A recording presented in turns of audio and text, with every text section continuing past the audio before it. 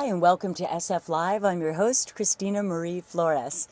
We have quite a character with us tonight, people. I hope you're ready for this. The ex-editor of Rolling Stones magazine. Please help me welcome Ben Fong-Torres. I'm leaving. You're leaving? Rolling Stones magazine? Already, Rolling Stone magazine. Okay, yes. I'm fired. Great. Yes, You okay. can't fire me, Ben. It's my show. I'll just take it over. Okay, you take it over all you want. Ben is a local boy. You're born in Alameda. Yes. Very good. And you went right into music with your family business, huh? Oh, no.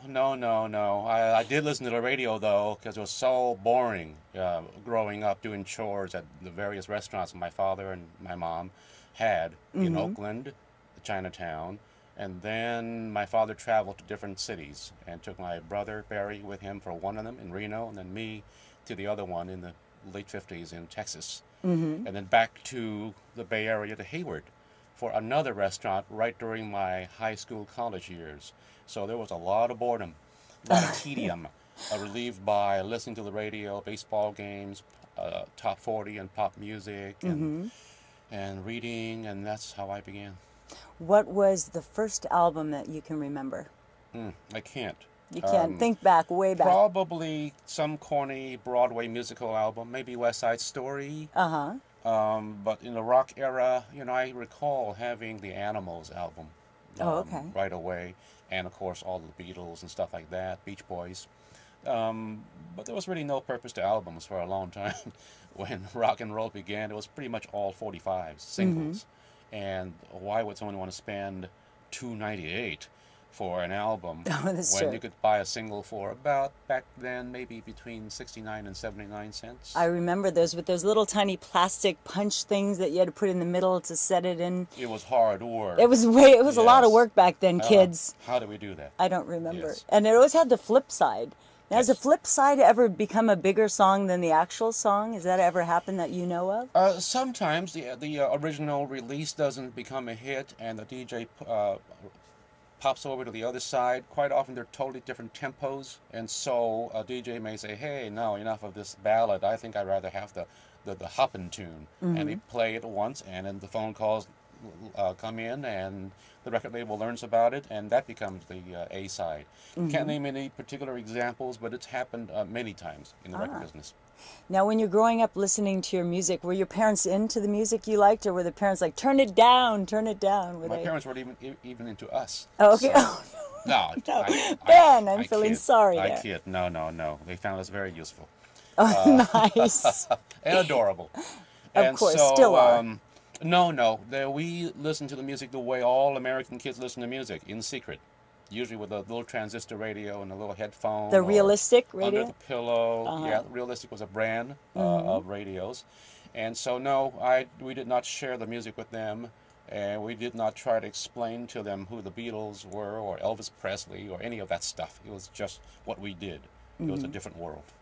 Very good, a different word. Mr. Fong-Torres, you know I'm going to ask. I'm going to ask, where does the Fong-Torres come from? My father came to America in the early 20s, a time when there was the Chinese Exclusion Act enacted by Congress. It was in force. And so, as you know, a lot of Chinese Americans who wanted to come here came under false pretenses with a phony family name and papers asserting that they were part of this particular family that were, in fact, citizens of America. So they came in that way. My father learned about a different angle. He spent a year or so as a teenager in Manila, and so working. And there he learned about this other scam, which is where you would buy a birth certificate of a Filipino national. Really? They were in the Philippines. And so with that, he would have to pose as a Filipino and not Chinese. So you'd have to have maybe a certain appearance, maybe learn a few words, and have the proper papers, and then get on the boat, the ship, whatever, and hopefully make it through. Wow. And he did. And the Fong-Torres, now... Oh, yeah, the Fong-Torres. So he became, by paper, Ricardo Torres. Ricardo. I like that. That's a good name, Ricardo. Name. And then his Chinese name was Fong. And so when he finally found my mother, and they began a family.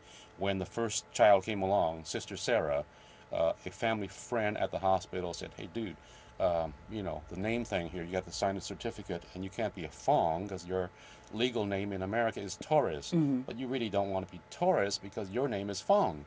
So what to do?"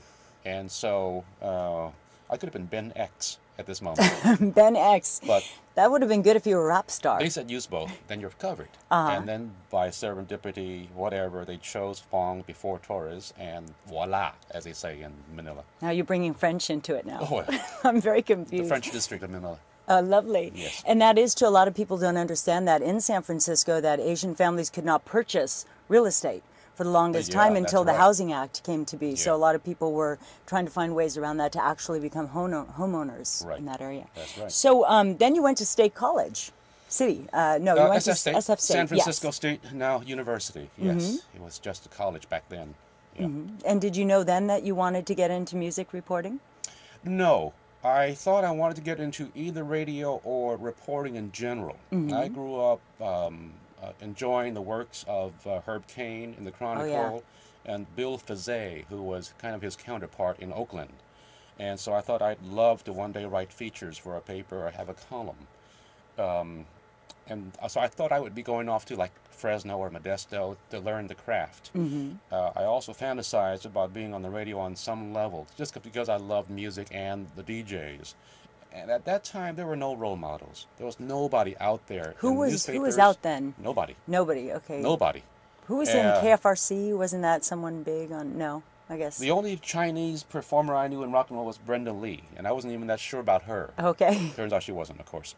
But so I wanted to do those things, but thought I would probably never be able to because there was nobody doing it. So I thought I'd wind up maybe as a cartoonist or writing for an ad agency, because I had, from my father, a pretty decent hand at calligraphy and cartooning.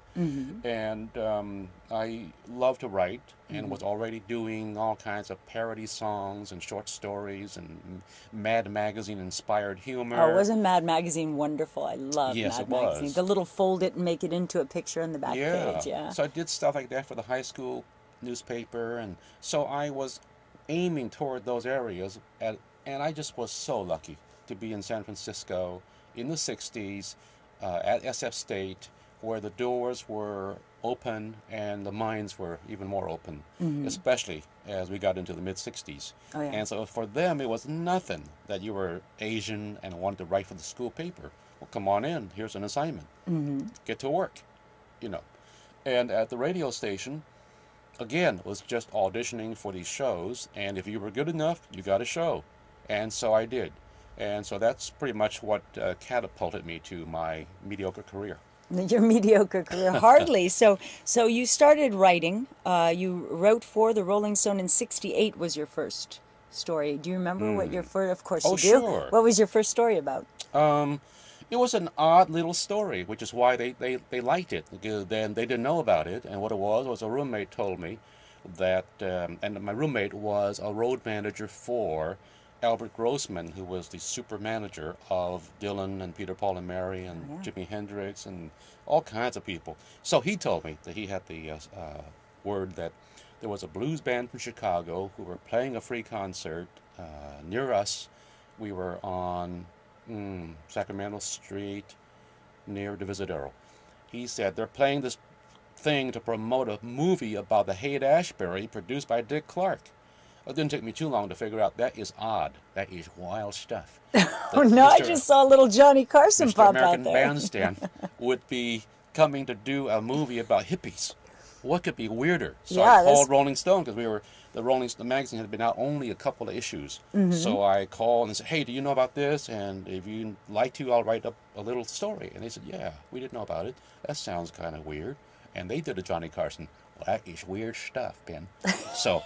It's like he's channeling Johnny Carson here. Yes, you have I am. a lot of talent. Yes, sir. Yes, sir.